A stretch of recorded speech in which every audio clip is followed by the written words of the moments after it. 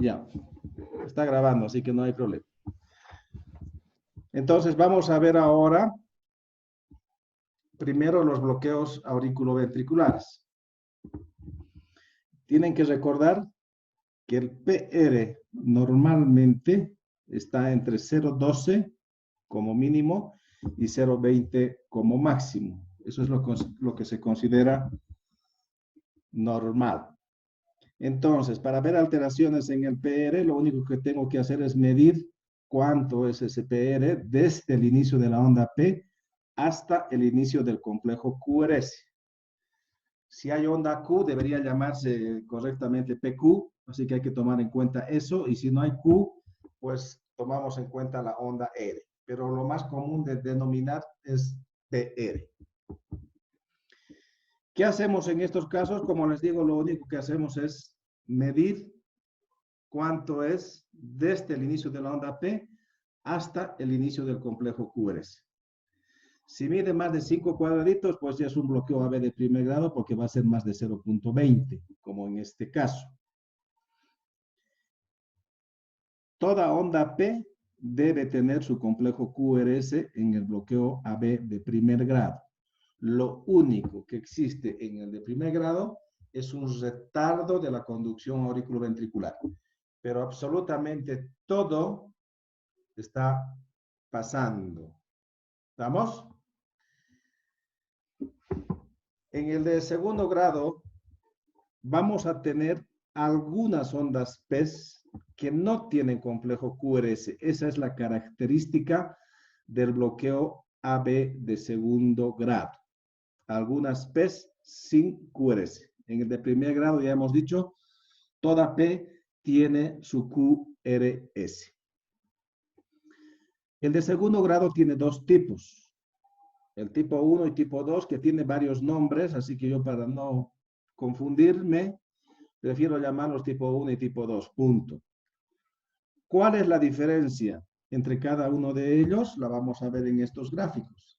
En el de tipo 1, el PR se va prolongando progresivamente, va siendo cada vez más largo, hasta que existe una P y no tiene su complejo QRS, que les vuelvo a decir una vez más, eso es lo que marca en realidad el bloqueo AB de segundo grado tipo 1 o el de segundo grado. Algunas ondas P sin QRS. En este caso tenemos una onda P y no tenemos QRS, pero el PR, antes de que exista esta P bloqueada, se ha prolongado progresivamente.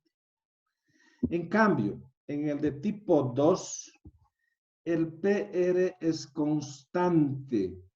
Puede estar prolongado, puede estar normal, pero es constante en todos los ciclos, no varía, no se va prolongando. Y de repente aparece una onda P sin QRS. Es la diferencia entre el tipo 1 y el tipo 2. En cambio, el de tercer grado, que también se llama completo o disociación auriculoventricular, ustedes van a ver acá que hay P, hay P, hay P, hay P, hay P, hay P. Las ondas P tienen su propia frecuencia, pero no tienen complejos QRS. Aquí podríamos decir que hay 3 ondas P y viene un complejo QRS. Aquí vienen 2 ondas P y tiene un QRS. Aquí hay una onda P y hay un QRS. Si medimos la distancia entre las P, es la misma y va a tener una frecuencia mayor. En este caso más o menos es 100, que va a ser la frecuencia de las ondas P. En cambio, la frecuencia de los ventrículos es mucho más baja y puede caer en cualquier lado la onda P. Muchas veces queda dentro del complejo QRS, deforma el ST, la onda T. Es muy variable porque no hay ninguna relación ya entre las aurículas y los ventrículos. Por eso se llama bloqueo AB completo o disociación auriculoventricular. Y en este caso, como ya vimos en la anterior clase, como está bloqueado completamente el estímulo desde las aurículas, directamente el ventrículo empieza a activarse y se llama un ritmo idioventricular. Este sería un bloqueo AB completo con un ritmo de escape a nivel ventricular, o sea, idioventricular. Esos son los conceptos básicos para diagnosticar bloqueo AB. Primer grado, segundo grado tipo 1, tipo 2 y de tercer grado con las características que ya les he indicado.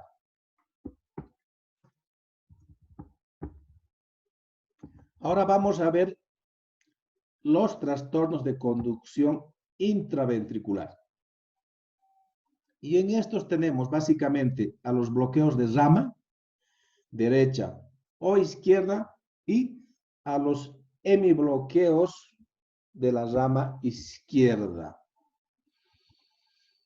Deben tener claramente en mente de que los bloqueos de rama pueden ser completos o incompletos, pero los hemibloqueos son exclusivamente de la rama izquierda, porque la rama izquierda es la que tiene dos fascículos, la rama derecha no. La forma de diferenciar un bloqueo de rama completo o incompleto solamente es por la duración del complejo QRS. Si el QRS dura más de 0,12, se dice que es bloqueo completo. Si está entre 0,10 y 0,12, es un bloqueo incompleto. Recuerden que el QRS normalmente está menos de 0,10. Hasta 0,10, digamos, es su tope máximo del complejo QRS. Entonces, aparte de la duración del complejo QRS, que esto se da en los dos, en la rama derecha y en la rama izquierda. Los dos tienen el mismo criterio para decir completo o incompleto, la duración del QRS. Más de 0,12 completo, menos de 0,12 incompleto, entre 0,10 y 0,12. Pero eso no nos diferencia si es de rama derecha o es de rama izquierda. Para eso tenemos que observar otras características del complejo QRS que son completamente diferentes y no deberían llegar a confundirse si es que logran entender un poquitito el electrocardiograma. ¿Cuáles son esas alteraciones en el bloqueo de rama derecha? Ayer vimos también ya este esquema básico, los tres vectores de la activación intraventricular, siendo el más constante y el más importante, hemos dicho, el segundo vector, y nos daba una característica en las diferentes derivaciones. Y las derivaciones las habíamos dividido en derechas, izquierdas e inferiores a grandes rasgos. Y eso es lo que nosotros vamos a observar para poder tener algunos criterios diagnósticos de bloqueo de rama. Y vamos a ver qué es lo que sucede si vemos el corazón desde el lado izquierdo o vemos el corazón desde el lado derecho. Vamos a ver un poquitito en una derivación izquierda, que puede ser de 1 ABL en el plano frontal, o ya hemos dicho puede ser B5 o B6 en el plano horizontal, más o menos presentan las mismas características. ¿Y qué es lo anormal en estas derivaciones? La presencia de una onda S ensanchada, profunda, no es normal. Recuerden que normalmente puede existir una onda S, pero es finita, chiquitita, más o menos como la onda Q. Por este pequeño vector hemos dicho que da la onda Q, y por el tercer vector, que es otro pequeñito, debería darnos la onda S en esta derivación con esta misma característica.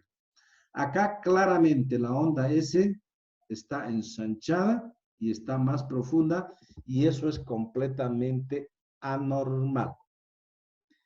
Si vemos del otro lado, por ejemplo en V1, que sería una derivación derecha, en lugar de que exista esta onda S anormal, más bien existe una nueva onda R anormal. Esto no debería existir.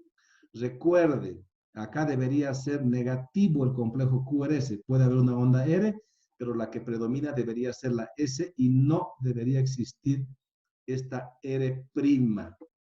Como es la segunda onda R que se presenta en esta derivación, se llama R'.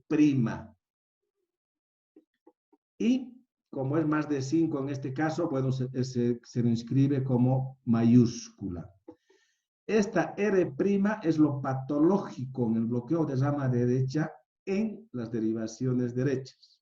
Y en derivaciones izquierdas, lo patológico es la onda S, que en resumen representan el mismo fenómeno, pero que lo estamos viendo de diferente lado. Recuerde, negativo normalmente acá, positivo normalmente acá, es lo que sucede normalmente. Lo mismo este fenómeno. Si yo veo negativo en una derivación izquierda, tengo que ver positivo en una derivación derecha. Solo que acá se llama R' porque es positiva, y acá se llama S anormal porque es negativa. ¿Y por qué se presenta esta alteración? Básicamente por este fenómeno que ven en este esquema. Si se ha bloqueado la rama derecha, todo el lado derecho del corazón ya no se activa normalmente por acá, sino se va a activar primero el lado izquierdo, y del lado izquierdo hay un nuevo vector que tiene que activar el lado derecho del corazón. Si no hay actividad eléctrica, no hay actividad mecánica. Por tanto, es indispensable que por algún lugar llegue la actividad eléctrica a todo el corazón. Y en este caso, como un mecanismo de defensa, pues se genera un nuevo vector que va de izquierda a derecha, pero que es completamente anormal. Ya no existen las vías normales de conducción a este nivel y está yendo por un tejido no especializado. Y eso hace que dure más la transmisión del impulso eléctrico, por tanto, en el papel también se va a representar con onda S, en este caso, de mayor duración ensanchada, y una R' anormal en la otra derivación. Esos son los criterios más importantes para diagnosticar bloqueos de rama derecha. En derivaciones izquierdas, una vez más, onda S anormal, ensanchada, profunda. Y en derivaciones derechas, más bien una onda R anormal, una onda R', una segunda onda R. La mayoría de los bloqueos y de las hipertrofias y otras alteraciones pueden producir anormalidades en el segmento ST y la onda T. A eso se llaman alteraciones de la repolarización, que son muy inespecíficas y acompañan con mayor o menor frecuencia a los bloqueos de rama derecha. También están descritos como criterios que apoyan el diagnóstico, pero no son los más importantes. Acá, por ejemplo, ustedes ven que hay T negativa, acá también, pero eso es secundario al bloqueo. Lo más importante, onda S y R' anormal para diagnosticar bloqueo de rama derecha.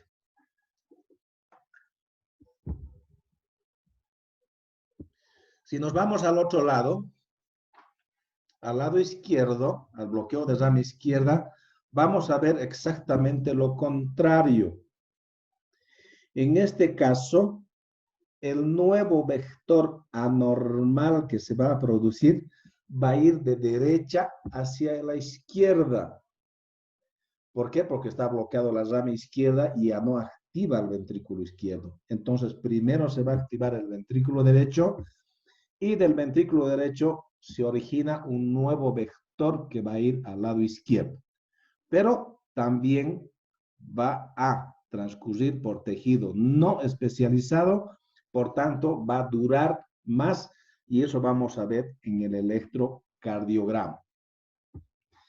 Entonces, los criterios diagnósticos para el bloqueo de rama izquierda serían, en derivaciones izquierdas, puede ser de 1, ABL, B5, B6, como en este caso, la R es la que está alterada, R ensanchada, mellada, profunda y obviamente ensanchada. A diferencia de lo que hemos visto en el bloqueo de rama derecha, que en estas derivaciones lo patológico era la onda S anormal. En el bloqueo de rama izquierda, la R es la que está alterada, ensanchada, mellada, como en este caso. Y en una derivación derecha, también lo contrario. En el bloqueo de rama derecha hemos visto que aquí la onda R'. Acá todo el complejo puede ser negativo y en ese caso se llama QS, o puede existir una R pequeñita como en este caso y más bien la S ser la que predomina.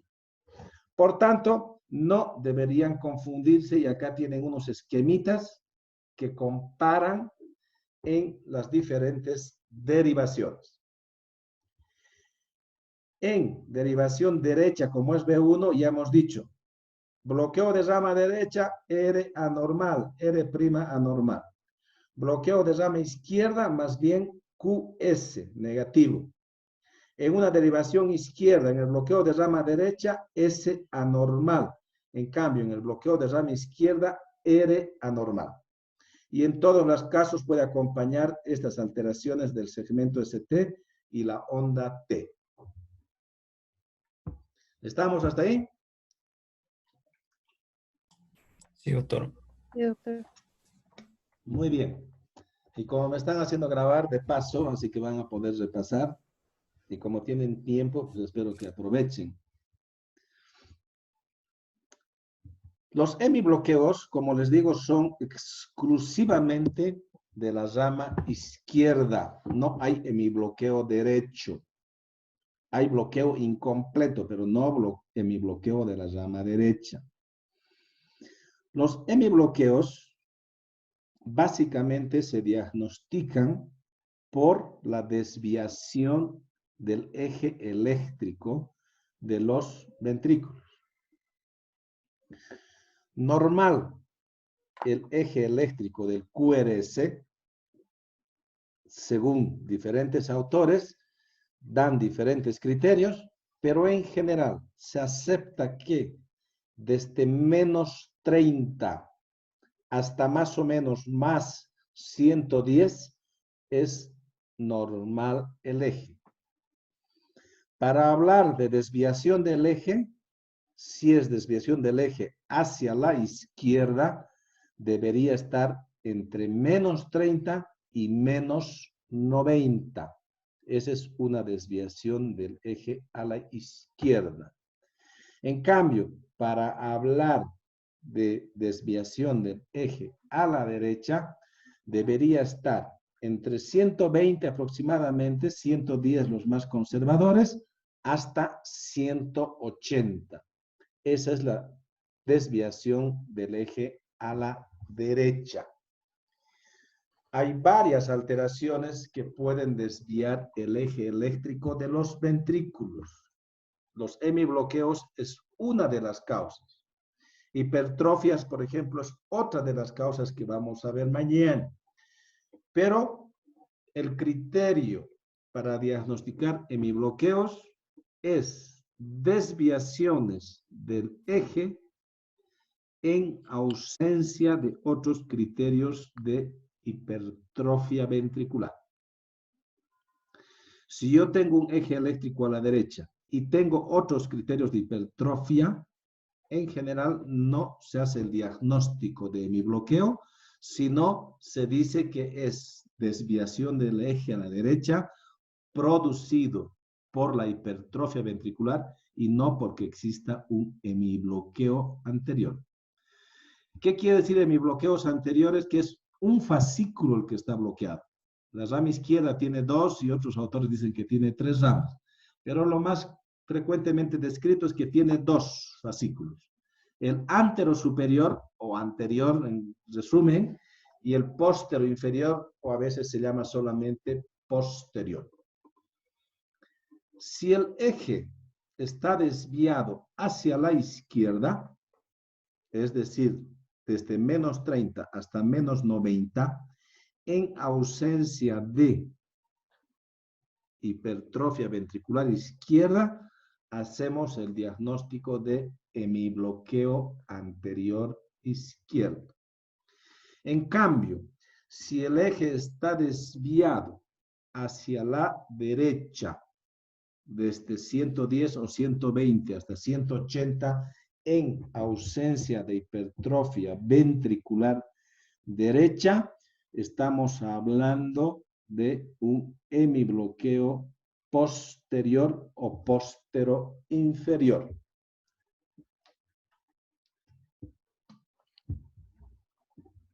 Para esto es indispensable que sepamos determinar dónde está el eje eléctrico del complejo QRS. Y ahora vamos a ver algunas formas de determinar aproximadamente dónde está el eje eléctrico del complejo QRS. En este caso, en este electrocardiograma, el eje está claramente a la izquierda. Ustedes ven, B1 es positivo, ABL es positivo, entonces el eje está apuntando a ese lado. Y más bien es negativo en D2, en D3 y ABF, que son derivaciones inferiores. Por tanto, el eje va a estar claramente a la izquierda. El eje eléctrico apunta más o menos a donde se vea más positivo el complejo QRS. Si vemos más positivos en derivaciones derechas, el eje va a estar a la derecha. Si vemos en derivaciones izquierdas, el eje va a estar al lado izquierdo. Acá, claramente en ABL es totalmente positivo, entonces el eje va a estar por lo menos en menos 30 y seguramente, como vamos a ver, más todavía de menos 30 y cumple el criterio de hemibloqueo anterior. Y no tiene otros criterios de hipertrofia que los vamos a revisar mañana. Por eso hacemos el diagnóstico de hemibloqueo anterior. Una vez más, eje izquierdo, menos 30 a menos 90 sin hipertrofia ventricular izquierda. En cambio, el hemibloqueo posterior o póstero inferior es al revés. El eje va a estar desviado hacia la derecha, pero sin criterios de hipertrofia ventricular derecha. Y ustedes vean cómo cambia el complejo QRS. En AVL, que es una derivación izquierda, en el anterior electrocardiograma estaba puramente positivo. Acá predomina el negativo, por tanto el eje va a estar al otro lado de esta derivación. Y esta derivación está en menos 30. El otro lado debería ser 150, así que va a estar seguramente por ahí el eje eléctrico que está desviado, en este caso, a la derecha. Y no tiene otros datos de hipertrofia ventricular izquierda que los vamos a revisar mañana. Fíjense, D2, D3 y ABF son positivos. En el hemibloqueo anterior, D2, D3, ABF son negativos porque el eje está apuntando a estas derivaciones izquierdas. En cambio, en el hemibloqueo posterior son positivos porque el eje va a estar apuntando a estas derivaciones inferiores y derechas.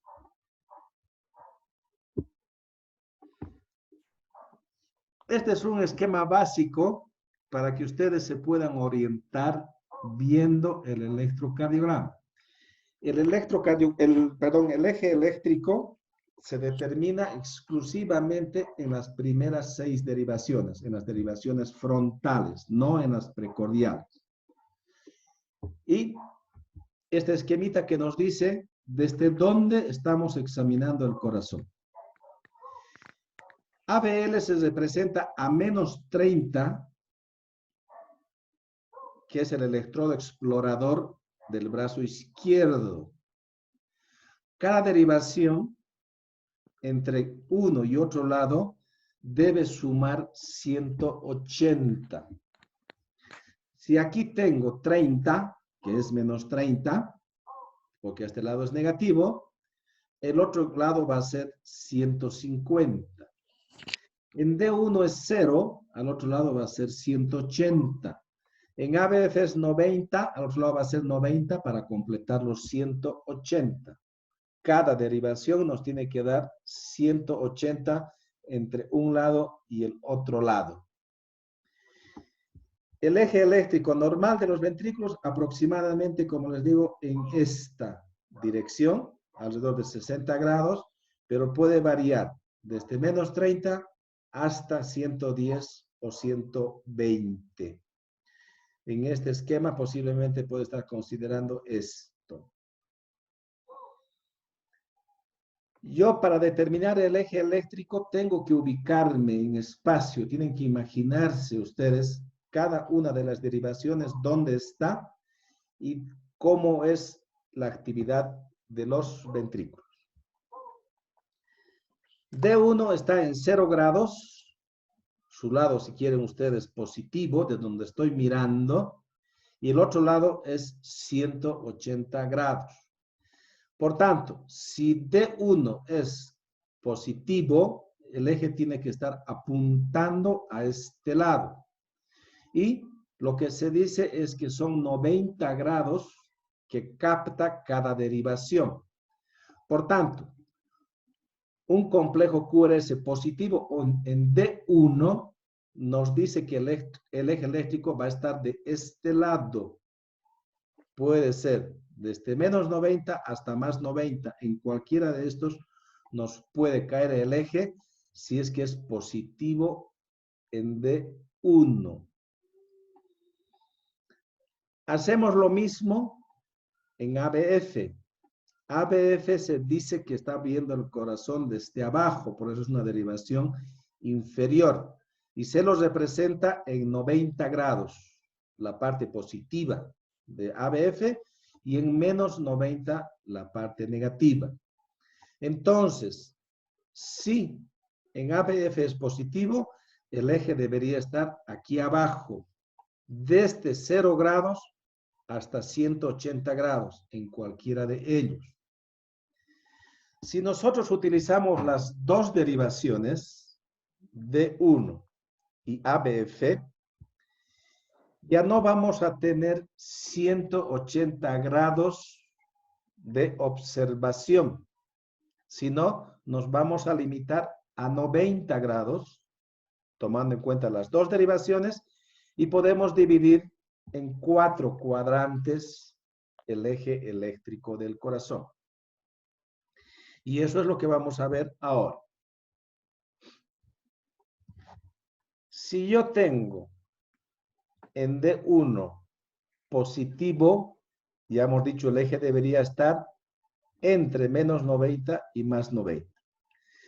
Si en ABF es negativo, el eje debería estar aquí arriba. Si yo integro los dos, mi eje me tiene que dar entre 0 y menos 90 grados. Si en los dos es positivo, en D1 y en ABF, el eje va a caer entre 0 y 90 grados, lo cual es completamente normal. Si en ABF es positivo, tendría que estar aquí abajo. Si en D1 es negativo, tendría que estar aquí al lado. Si yo integro, tendría que estar entre 90 y 180 grados. Y si los dos son negativos, el eje debería estar entre menos 90 y menos 180 grados. Este cuadrante habitualmente no se lo toma en cuenta porque se dice que no es fácil determinar si el eje se ha desviado por el lado izquierdo y ha llegado a este cuadrante o ha venido del lado derecho y ha llegado a este cuadrante. Si el eje nos da entre menos 90 y menos 180, habitualmente llaman tierra de nadie, algunos llaman indeterminado, pero otros tienen otra definición de lo indeterminado, pero lo cierto es que es tierra de nadie y no nos ayuda a hacer ningún diagnóstico porque no es fácil determinar si ha venido del lado izquierdo o ha venido del lado derecho. En cambio, si yo tengo un eje desde menos 30, que estaría aproximadamente acá, hasta menos 90, hablo de desviación del eje a la izquierda.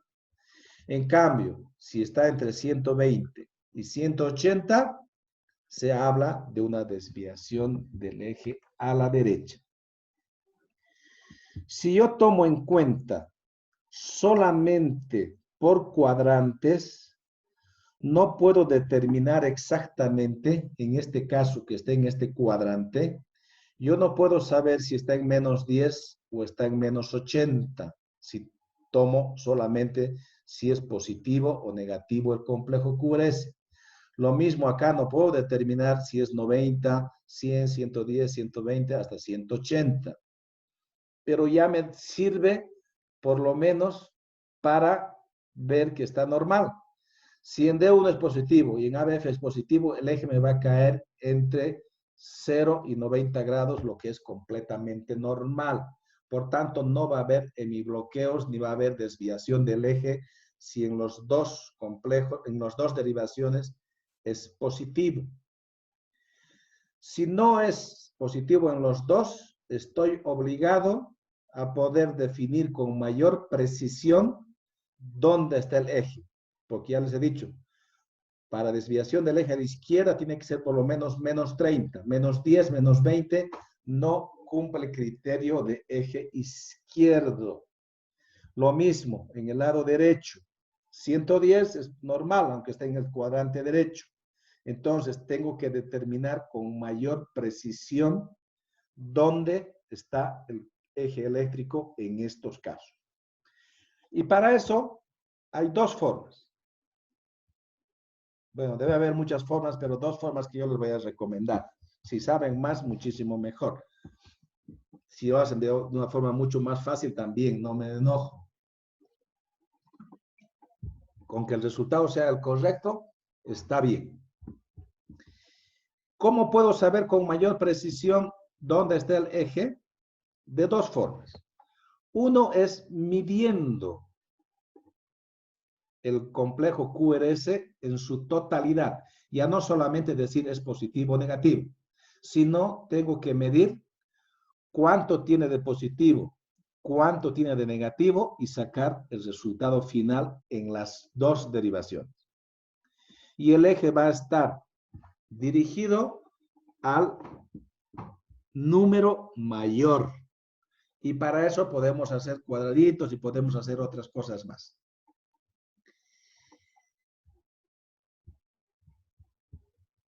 Vamos a ver en este ejemplo. Tenemos derivación de 1 que es positiva. Entonces, el eje tendría que estar, ya vuelvo a decirles una vez más, entre menos 90 y más 90 grados.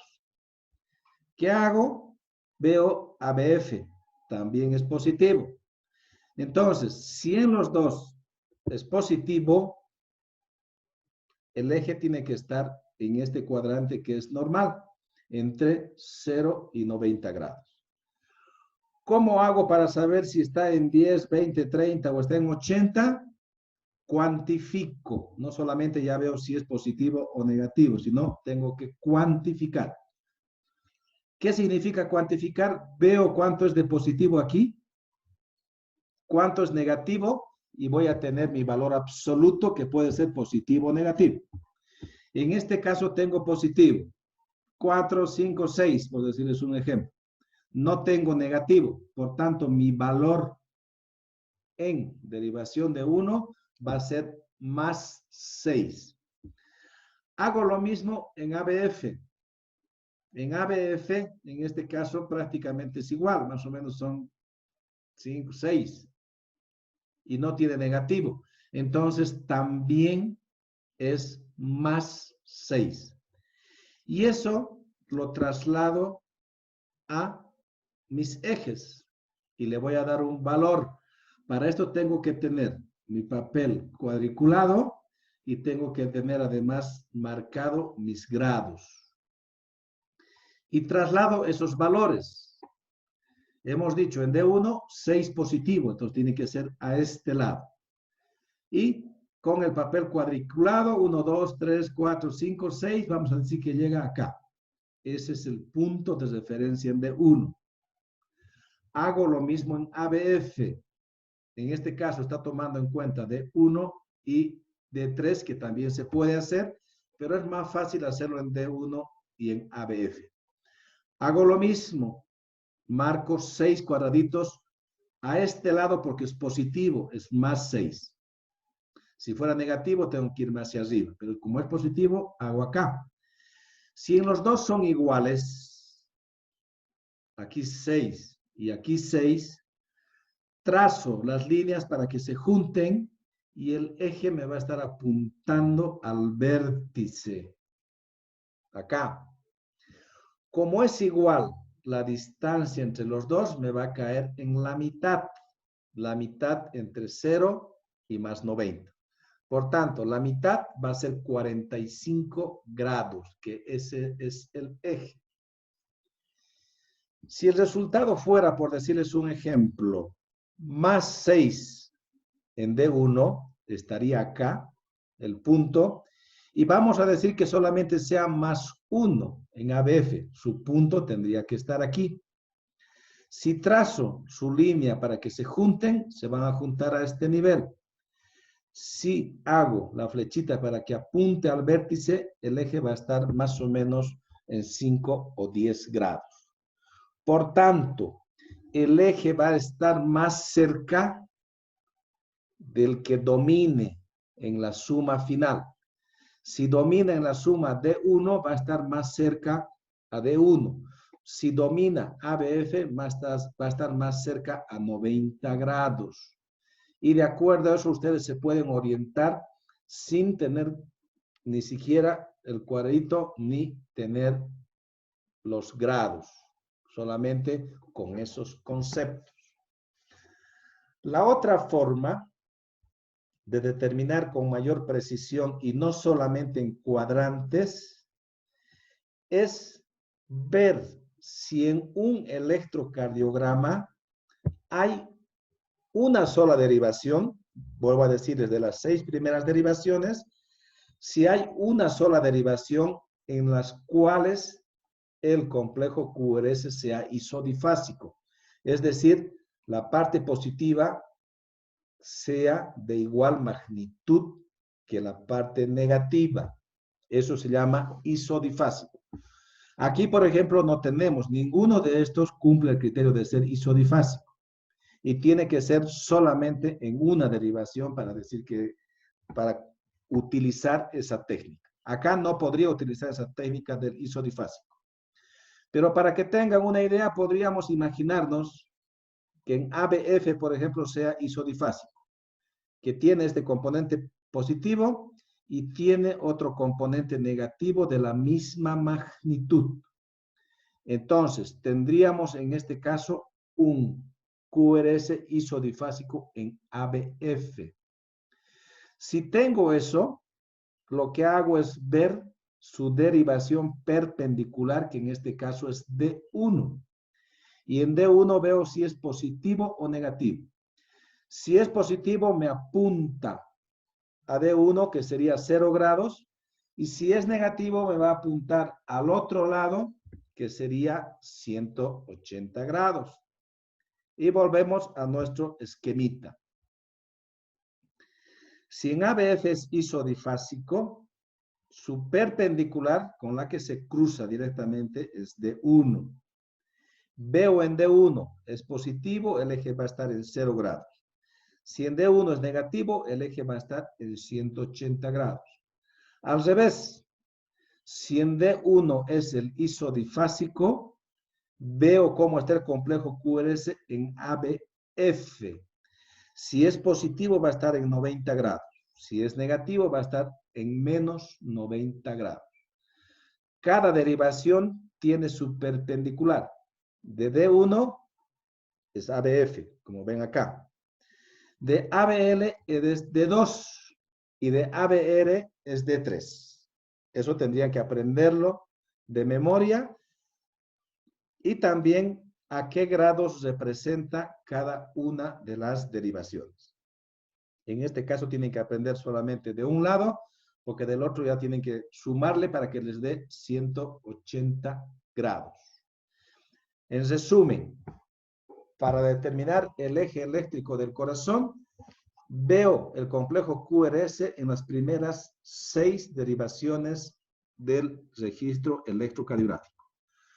Para saber en qué cuadrante está, solamente veo si es positivo o negativo el complejo QRS en D1 y en ABF. De esa manera voy a determinar en cuadrantes el eje eléctrico. Para saber con mayor precisión, cuantifico el complejo QRS en D1 y en ABF, traslado esos datos a nuestro esquemita y de acuerdo a donde vaya predominando va a estar el eje y si cuantifican, por lo menos hasta que sean cancheros, mejor. Y la otra forma, si hubiera un complejo isodifásico en una sola derivación, busco su perpendicular de esa derivación donde es isodifásico y veo si en esa derivación es positivo o negativo para ver dónde está el eje eléctrico del corazón.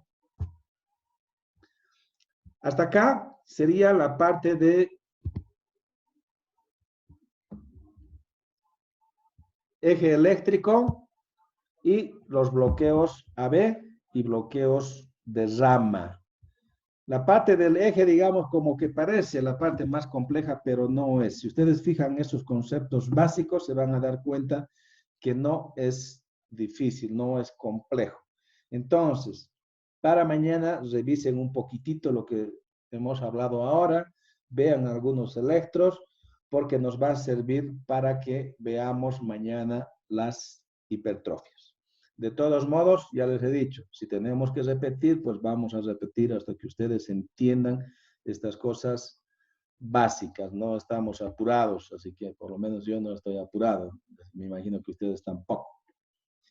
¿Estamos? Sí, doctor. Entonces pónganse de acuerdo hoy día, no sé cuándo se va a poner de acuerdo con el doctor Gutiérrez.